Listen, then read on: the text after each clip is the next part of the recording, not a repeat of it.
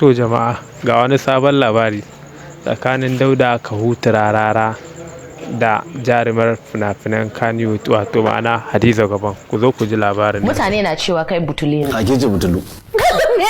A to ke da kika zo ina miki girkin can butulu? Mene ne butulu? Mutane ne suke faɗa ba ni bane. To mene ne butulci? To an ce zaka zauna da mutum amma wata rana zaka iya ka canza mishi har kai mishi waka ka zage shi. Ke giya siyasa, ai siyasa ce.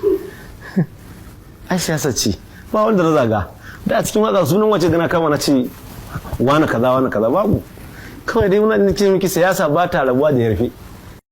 To kai kenan ba wai kana nufi waƙoƙinka kana zagin wani bane ba, kai kawai waka. Ke ma da Bahaushe kin gane kenan, bare kuma ni ba wani zagi ba. A waka ta akwai zaurance, akwai a cikin siyasa ina da jam'iyya ta ina so tashi jam'iyyar waccan zan taba. Saboda ka wannan kuma tsakanin dan jam'iyya ko da ke da kanwaki ake takara. Duk abin da na faɗa aka san wanda bace gane ba za ki ce zambo aka miki. Haka take ni na da mai gida, ina da mai gida Abdullahi mai aka ta Jalal Muhammad Gurzu. Abdullahi ta Jalal Muhammad Gurzu shi ka na gurin kokosu. Kai dauke ni kana gurin ganduje.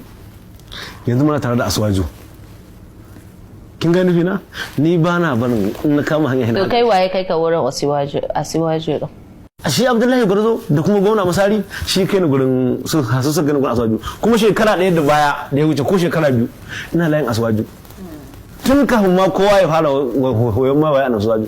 Akwai wanda suka ɗauko wani layi ma suka watsar.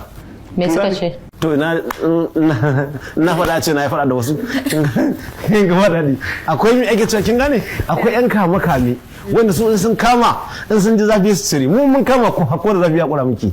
Ai ba ta yi a ce kullun ya gaji sanyi, ba za kwana a gara kullun ba, wata ran a titi za kwana garan ka cinye jiran ka. Haka ake yi. To mu a siyasa muna da wannan kokarin, idan mun kama layi sai mun karshe, in ba zan yi to ba za mu kama ba. Duk yadda zaka in kama ba zan kama, zan na kama ba zan bari ba.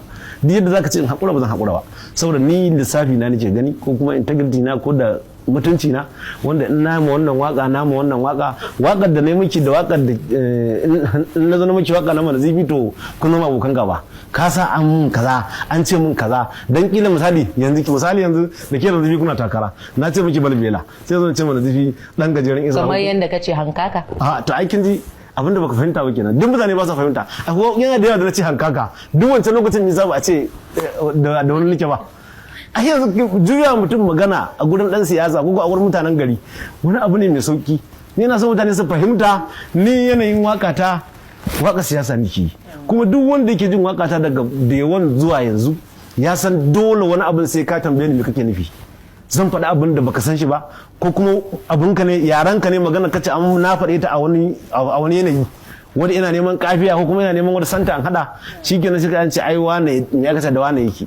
Duk wannan abin ina ganin akwai kazan kuregi a ciki, akwai kuma shirbici. Duk da dai ya ce ya tabbatar da cewa za ku ji daɗi ko kuma kuna jin daɗi. Suna jin daɗin fira sosai. Wannan fira tana daɗi dan magoya ba za su kalle ta sosai, saboda me ya kace magana cewa da ake faɗin gaskiya.